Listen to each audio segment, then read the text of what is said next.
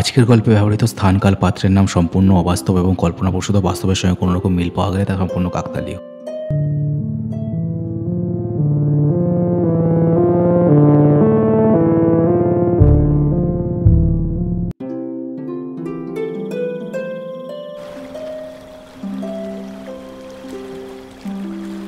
প্রায় সন্ধে হয় বকুলবেড়িয়ার নদীর ঘাটে নৌকোর ওপর বসে বসে এক মনে বিড়ি খাচ্ছে চরণ মাঝি। ব্যাপক গরম পড়েছে এবছর, গায়ে যেন ফোসকা পড়ছে দিনের বেলা। তাও এখন এই ঠান্ডা জলের ধারে খেয়া নৌকায় বসে একটু শরীর চুড়োয়। বকুলবেড়িয়ার রাস্তাঘাট সব কাঁচা, গণ্ড গ্রাম্য এলাকা বলতে যা বোঝায় এটা ঠিক তাই। বিদ্যুৎ আসবে আসবে করেও কোনো পাত্তা নেই। সারাদিনে মাত্র দুটো বাস চলে নদীর এপারের পিচের সড়কের ওপর দিয়ে। এই বিংশ শতাব্দীতে এমন গণ্ড গ্রাম্য এলাকা থাকতে পারে তা বকুলবেড়িয়ায় না এলে কেউ বিশ্বাসও করতে পারবে না। দিনের শেষ বাসটা এসে থামল বাস ডিপোতে। বাসের ঘরঘরানি বন্ধ হতেই শ্মশানের মতো নিস্তব্ধতা নামল জায়গাটায়। একজন বাবুগোছের লোক কাঁধে ঝোলা ব্যাগ নিয়ে বেরিয়ে এলেন বাসের আড়াল থেকে। ধবদুরস্ত চেহারা, চোখে সোনালি ফ্রেমের চশমা, একেবারে কলকাতার শহুরে জীব। বাবুটির সামনে দিয়ে মাথায় ঝুড়ি নিয়ে একটা গ্রাম্য লোককে যেতে দেখে তাকে আওয়াজ দিলেন তিনি, এই যে ভাই, একটু শোনো। লোকটি থেমে চোখ গোল গোল করে বাবুটির আগাপাস্তলা দেখলো একবার। এমন শহুরে লোক এই এলাকায় সবসময় দেখা যায় না। আমারে ডাকছেন? আমি তো কিছু করিনি। আহ, এত ঘাবড়ে যাচ্ছ কেন? আমাকে খেয়াঘাটের রাস্তাটা একটু দেখিয়ে দাও তো। তাই বলেন? আমি তো একেবারে ঘাবড়ে গেছিলাম। এই তো এই ইটের কাঁচা রাস্তাটা দেখছেন? এটা ধরি একেবারে সোজা নাক বরাবর গেলেই একটা চালা পাবেন। ওটাই খেয়াঘাট। বাবু এখানে কি ঘুরতে এলেন নাকি? ঘুরতে? এই ধ্যাড় ধ্যাড়ে গোবিন্দপুরে ঘুরতে আসে কেউ? একটা কাজে এসেছি, ব্যাংকাতান্ত্রিকের ডেরায় যাব, একটু দরকার আছে। যাকগে, বাজে কথা বলার সময় নেই এখন, আসি, নমস্কার। বলেই বাবুটি হনহন করে হেঁটে সেই জায়গা ছাড়ল। ঝুড়িবাহক লোকটা তেমনি গোল গোল চোখে তার চলে যাওয়াটা দেখল। ব্যাংকাতান্ত্রিকের মতো অমন চালচুলোহীন কোনো লোকের সাথে যে এমন শহুরে লোক কী কারণে দেখা করতে যাচ্ছে কে জানে। ইটের কাঁচা রাস্তা ধরে বাবু লোকটি গটগট করে এগিয়ে চলল নদীর খেয়ার দিকে। তাকে এই বকুলবেড়িয়ার ব্যাংকাতান্ত্রিকের খোঁজ দিয়েছে তার অফিসের সিকিউরিটি গার্ড হারাধন। এর কথা শুনেই মনে হয়েছে তার এখানে আসাটা দরকার। হারাধনের কথা সত্যি হলে তার বরাত খুলে যাবে একেবারে। লোকটার কথা মতো চালা মতন জায়গাটা দূর থেকেই দেখতে পেল সে। চারটে বাঁশ পুঁতে তার উপর আলগা খড়ের ছাউনি, সামনে নদীর জলে একটা ছোট ডিঙি নৌকা চোখে পড়ল তার। চালার নিচে একটা আধবুড়ো লোক বসে বসে রেডিওতে গান বা নাটক জাতীয় কিছু একটা শুনছে এক মনে। বাবুটি চালার সামনে এসে দাঁড়ালো। বুড়ো লোকটা তাকে দেখে একটু অবাক হলো মনে হলো। কাকে খুঁজছেন বাবু? না, সেরকম কাউকে খুঁজছি না, নদীর ওপারে যাব। ওই মাঝিটা যাবে নাকি বলতে পারবেন? মাঝি যাবে কিনা সে তো মাঝি বলতে পারবে বাবু। তা আপনি যাবেন কোথায়? ওপারের গ্রামে নাকি? আরে না না, আমি যাব হচ্ছে তোমাদের ব্যাংকাতান্ত্রিকের কাছে। শুনেছি নদীর চড়াতেই নাকি ওর আস্তানা। তা কত দূর এখান থেকে? ব্যাংকাতান্ত্রিকের কথা শুনে বুড়োটা রেডিওর আওয়াজটা কমিয়ে দিল। তার কৌতূহল হয়েছে। আগে ও ব্যাটার কুড়ে এখান থেকে ধরেন গে নদীতে আধা ঘন্টার পথ। তা হঠাৎ সেখানে যাবেন কেন? আচ্ছা, আপনি কে বলেন দেখি? ও জায়গাটা তো আপনার মতো লোকের জন্য নয়। বাবুটি মনে মনে কি একটা ভেবে নিল, তারপর একটা ফোন দিয়ে এটে নিয়ে বলল, আমি আসলে কলকাতার একটা দৈনিক সংবাদ অফিসে কাজ করি। তা এবার হয়েছে কি, আমাদের এডিটর বললেন সবাইকে একটু আলাদা ধরনের খবর জোগাড় করে আনতে। তাই আর কি। ব্যাংকাতান্ত্রিক এই বকুলবেড়িয়ায় বেশ পপুলার লোক শুনেছি, তাই চলে এলাম একটা ইন্টারভিউ নেওয়ার জন্য। ও হো, ভাবা যায় আমাদের ওই হাওয়া গোবা ব্যাংকাতান্ত্রিক সেও এত বড় হয়ে গেল। তার ইন্টারভিউ নিতে কলকাতা থেকে বাবুরা আসছেন। বাহ বাহ। হ্যাঁ, ওই আর কি। তা ডেকে দিন না ওই নৌকার লোকটাকে, আমাকে ছেড়ে দিয়ে আসুক। যা টাকা লাগবে আমি দেবো। হ্যাঁ, নিশ্চয়। ও চরণ, ওই বাপ শোন, ওই বাবুরে একটু ব্যাংকার ডেরায় পৌঁছে দিয়ে আয়। যা, দেরি করিস নি। বাবু কতক্ষণ দিয়ে অপেক্ষা করছে দেখ দেখি। চরণ মাঝি কোনো কথা বলল না, হাতের বিড়িটা দূরে ছুঁড়ে দিল শুধুমাত্র। তারপর বাবুটির দিকে ঘুরে দেখলো। আসেন আসেন, তবে 40টা টাকা লাগবে, আগেই বলে দিলাম। দরদাম আমি করি না, আমার কিন্তু এক কথা। বাবুটি কোনো কথা না বলে এগিয়ে গিয়ে নৌকায় উঠল।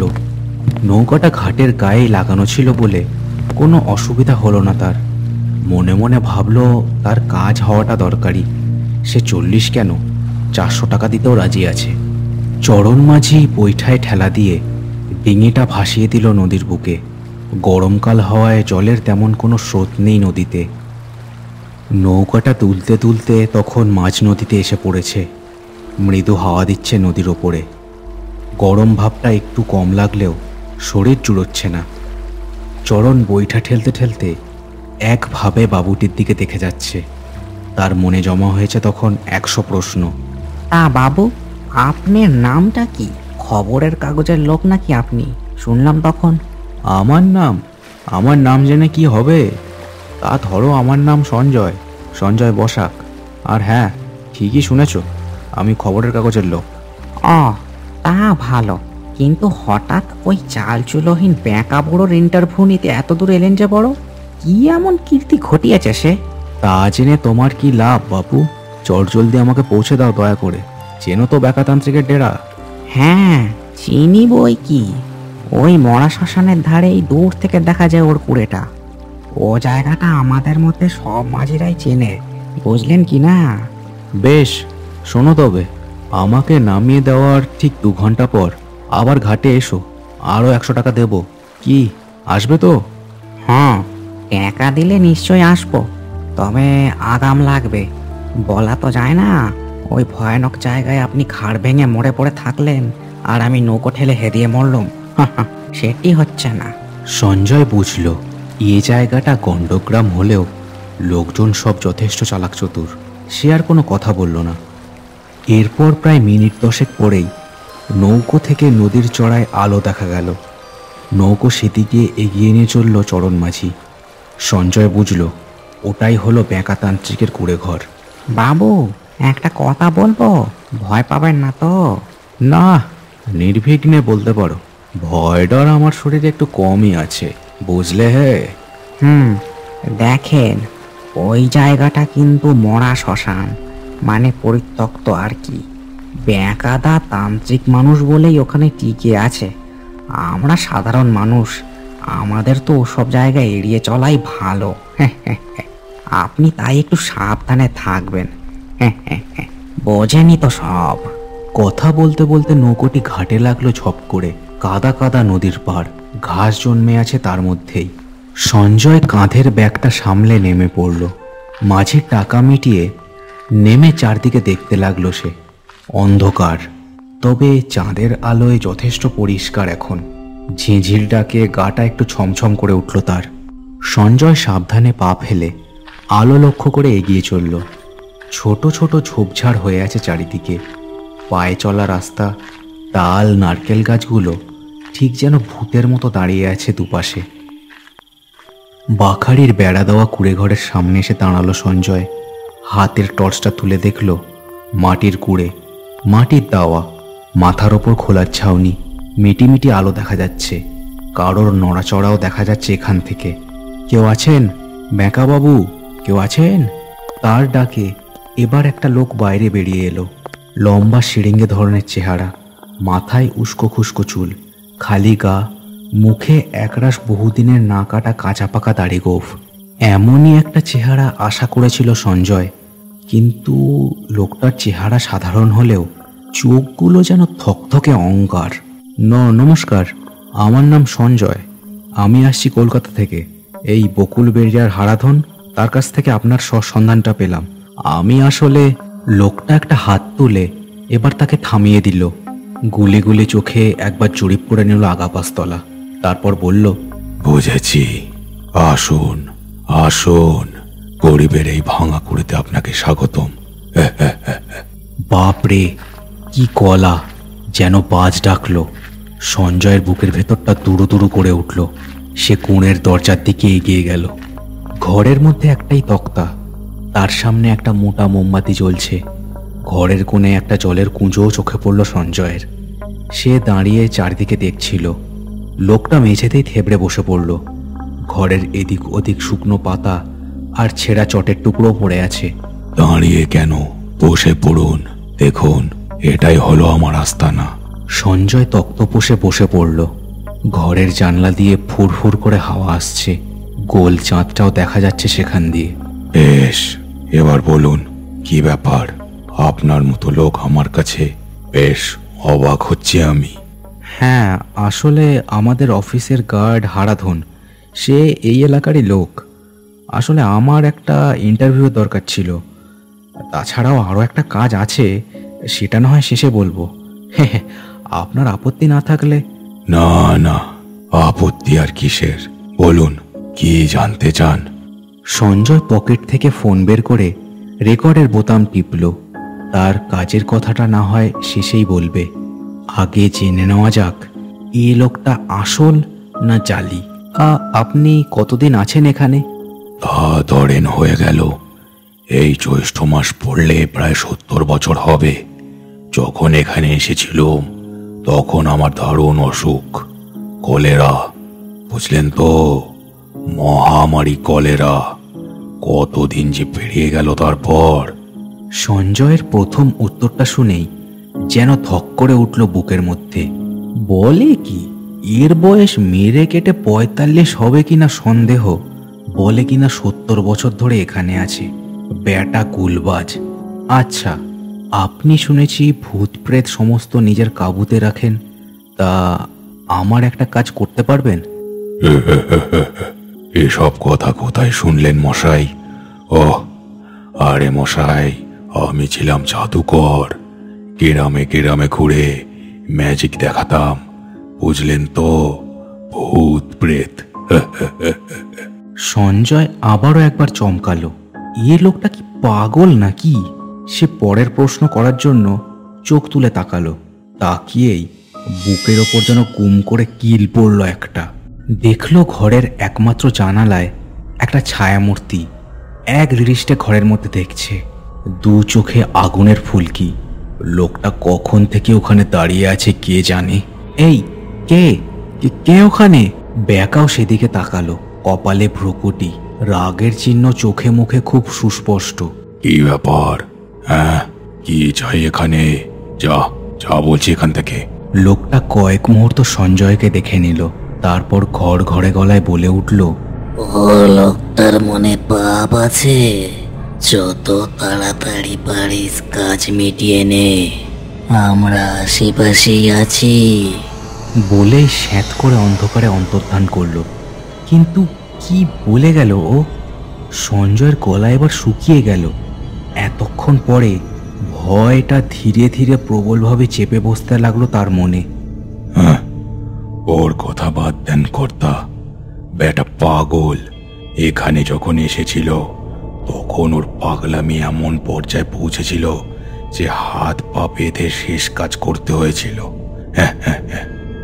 আচ্ছা, কিন্তু কি কাজের কথা বলছিল? কি ব্যাপার বুঝলাম না তো। আর উনিও কি তান্ত্রিক নাকি? আরে না রামু, ও বেটা সাধনার কি জানবে। তবে হ্যাঁ, দলের মানুষ, আর কাজ কি সেটা আপনি বুঝতে পারবেন। একটু সময় দিন। আশ্চর্য কাণ্ড। যাই হোক, আমার পরের প্রশ্ন, যেটা জানার ছিল তা। লোকটা আবার হাত তুলে তাকে থামিয়ে দিল, তারপর নিচের রোগা ডান হাতটা তার সামনে মেলে ধরল। আপনাকে বলছিলাম না আমি জাদু করছিলাম, যাকে বলে ম্যাজিশিয়ান। হ্যাঁ হ্যাঁ, তা দেখবেন নাকি একটা ম্যাজিক? মানে কি ম্যাজিক? আমার হাতের তালুতে তাকান, ভালোভাবে ঠাহর করে দেখুন। সঞ্জয় মোমবাতির আলোয় স্পষ্ট দেখতে পেল হাতের তালুতে কেমন যেন লালচে হাওয়া জমতে জমতে একটা ঘটির মতো আকার তৈরি হলো। একটা ছোটখাটো সাইজের ঘড়া সেটা, লালচে গাঢ় তরল টলটল করছে তার মধ্যে। নিন, আসুন, অনেক দূর থেকে এসেছেন, গলাটা ভিজিয়ে নিন মশাই, নিন। এটা কি বেঁকা বাবু? জিনিসটা আসলে কি? এই দেখুন না, একেবারে অমৃত। নিন নিন, চোঁচো করে মেরে দিন দেখি। সঞ্জয় হাত বাড়িয়ে ঘোড়াটা নিল। কেমন গরম গরম ঠেকলো তার হাতে। এ তো গরম মশাই, এই গরমে এই জিনিস খেলে নির্ঘাত সর্দি গরমি হবে। না মশাই, আমি খাবো না। ব্যাঁকাতান্ত্রিকের চোখ দুটো যেন ধক করে জ্বলে উঠল তার কথা শুনে। মুখটা ভীষণ হয়ে উঠল মোমবাতির আলোতে। খেয়ে নিন, আমার কথা কেউ অমান্য করে আমার সেটা সহ্য হয় না। নিন নিন, খেয়ে নিন দেখি। এমন সময় কোণের দরজায় দু একজন লোকের পায়ের আওয়াজ শোনা গেল। দুজন গ্রাম্য চেহারার লোক কুড়ের সামনে প্রকট হলো। কি হলো রে, এখনো কাজ গুছিয়ে উঠতে পারলি না? আজব কাণ্ড বটে, ওরকম একটা গোবেচারা লোক কাবু করতে পারছিস না? চা। ব্যাঁকাতান্ত্রিক রাগে তড়াক করে লাফ দিয়ে উঠে দাঁড়ালো। বারবার তোরা এসে বিরক্ত করছিস কেন রে? যা বলছি তো, আমার মক্কেলেরা আমায় মুছে নিতে দে বলেছিলুম। যা এখান দিয়ে। লোকগুলো কেমন খুব খুব করে হেসে উঠে ঠিক আগের লোকটার মতোই স্যাঁত করে অন্ধকারের মধ্যে গায়েব হয়ে গেল। নিন মশাই, হাতে ধরে বসে রইলেন যে, খেয়ে নিন এক ঢোকে, শরীরে বল পাবেন। সঞ্জয়ের এবার কেমন যেন সন্দেহ হলো, কি এই জিনিসটা, আর ওই লোকগুলোই বা কে ছিল? কি কাজ করার কথা বলছে বারবার এসে? ব্যাঁকাবাবু, আমার যা জানার ছিল আমি জেনে নিয়েছি, বুঝলেন তো? আমার কাজটা না হয় পরে হবে, আজ থাক, আবার একদিন আসবো। হ্যাঁ। কথাটা বলতে বলতে সে উঠে দাঁড়ালো, ফোনটাকে আবার পকেটে চালান করে দিল। এ জায়গা ছেড়ে যত জলদি সম্ভব তার বের হওয়া দরকার। বটে, তবে তুই ওই শরবতটা খাবি না তাই তো? হ্যাঁ। আরে কি মুশকিল, আপনি কি জোর করে এটা খাওয়াবেন নাকি? আর এটা কি হচ্ছে? তার কথা একটা আর্তনাদে মিলিয়ে গেল, কারণ ব্যাঁকাতান্ত্রিকের মাথাটা মট মট করে ঘুরে উল্টে গেছে। ততক্ষণে চোখগুলো থেকে চোখের মনি উধাও হয়ে গেছে। সঙ্গে সঙ্গে দপ করে নিভে গেল মোমবাতিটা। অন্ধকারে ডুবে গেল ঘরখানা। অন্ধকারের মধ্যে দপ দপ করে জ্বলতে লাগলো সামনের মূর্তিটার দুটো চোখ। এবার তার হাতে ধরা ঘোড়াটা যেন আরো গরম হয়ে উঠল। সেদিকে তাকিয়ে দেখলো লাল তরলটা টকবক করে ফুটছে, একটা উজ্জ্বল আলো বেরোচ্ছে সেটা থেকে। বলছি, নইলে তোর গলা চিড়ে খাওয়াবো। এই, আমার কাছে আসবে না বলে দিলাম। কে তুমি? আমি কি হবে তা জেনে চুপচাপ ওটা খেয়ে নে। কিছুক্ষণের মধ্যে আমাদের দলে যোগ দিতে হবে তোকে। এই তোরা কোথায় সব? উঠে আয়। কথাটা বলার সাথে সাথেই ঘরের মেঝে ফোঁড়ে উঠতে শুরু করলো একের পর এক ছায়ার দল। দু চোখ দিয়ে তাদের আলো বেরোচ্ছে অঙ্গারের মতো। দেখতে দেখতে ঘরের মধ্যে যেন দম বন্ধ করা এক পরিবেশের সৃষ্টি হলো।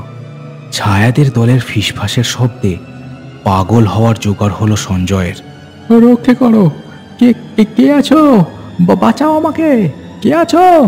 তার চিৎকার শুনে ঘরের মধ্যে একটা হাসির রোল উঠল। ঘরের দেওয়ালগুলো যেন কাঁপতে লাগলো। এরপর বিশাল চকচকে তাঁতের শাড়ি বের করে হাসছে সবাই মিলে। সঞ্জয়ের শরীর যেন জমে যাচ্ছে বরফের মতো। এবার ভালো কথাই খেলি না তো, আমি খাইয়ে দিচ্ছি তোকে।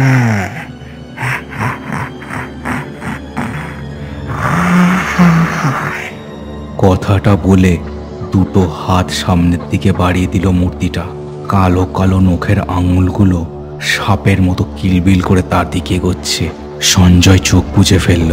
তার হাতে ধরা খড়াটা থেকে তখন রীতিমতো গাঢ় লাল উজ্জ্বল ধোঁয়া বের হচ্ছে। থাম তোরা, থাম বলছি।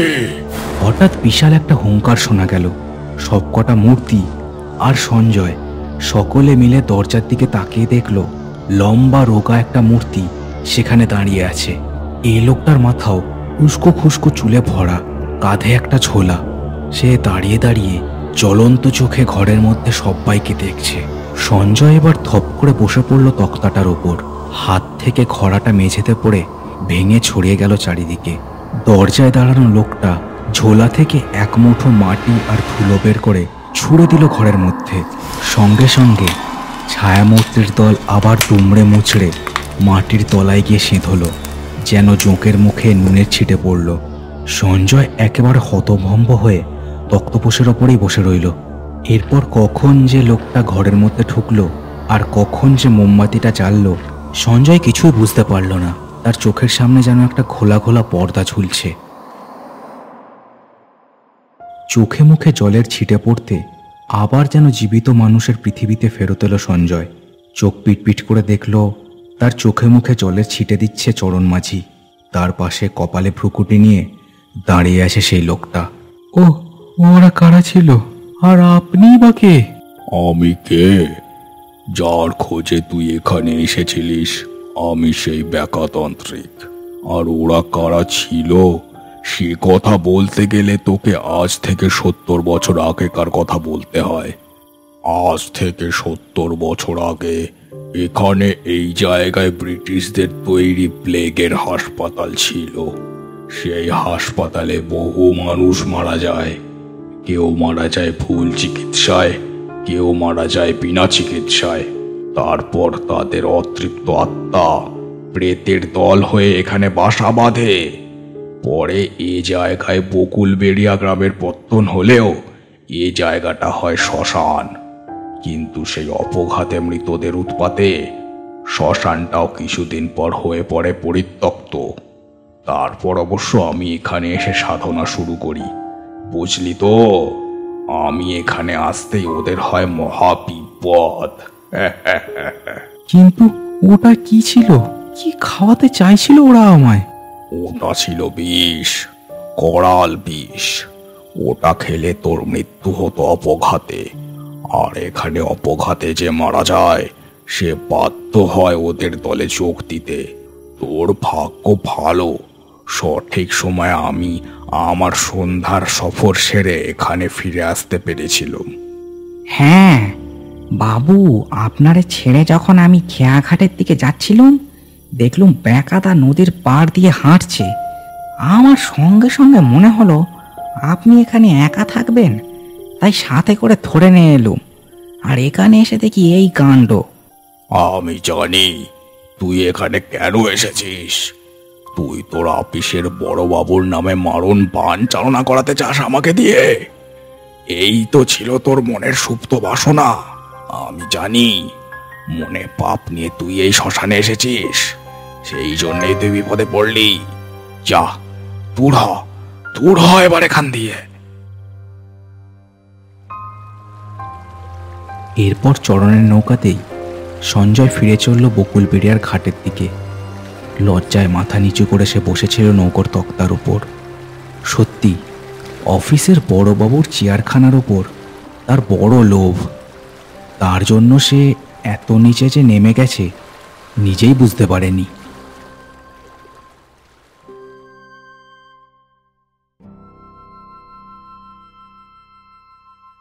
শেষ হলো কার্টুনস অ্যানিমেশনসের আজকের গল্পের পরিবেশনা। আজকের গল্পটা কেমন লাগলো সেটা আমাকে কমেন্ট করে জানাতে ভুলো না। চ্যানেলটাকে সবাই সাবস্ক্রাইব করে দিও আর গল্পটাকে শেয়ার করে দিও তোমার বন্ধুদের সাথে। দেখা হচ্ছে আর পরের ভিডিওতে। সবাই খুব ভালো থেকো।